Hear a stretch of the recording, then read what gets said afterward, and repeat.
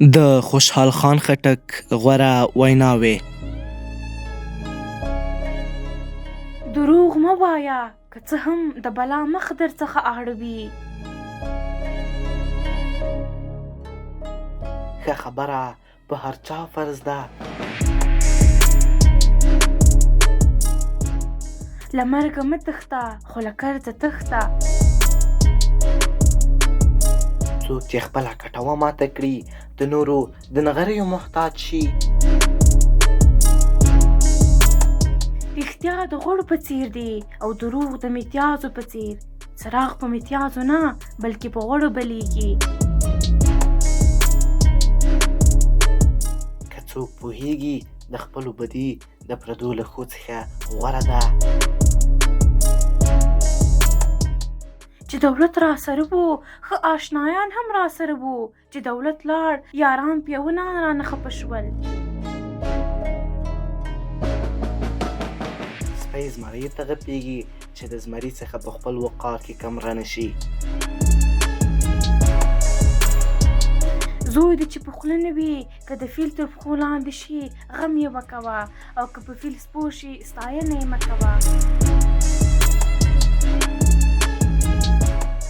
ښه زوی د پلار دوهم ځل عمر دی.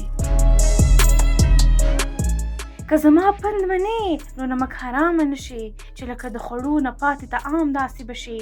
د خوړو نه پاتې طعام د سپو خوراک شي. خاموشي له چارپایانو زده کړئ. په هره سوړه لاس مه منډه چې خونې ماران به پکې ویده وي.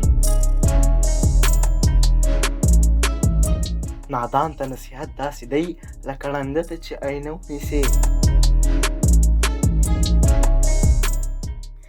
هغه څوک جاهل وګڼه چې ته یې ښو ته رابلې او هغه نه راځي.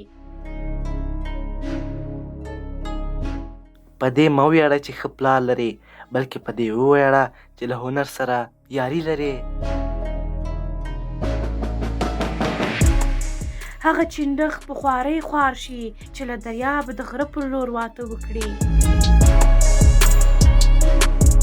چې حق پېژندونکی یې نو انسان یې.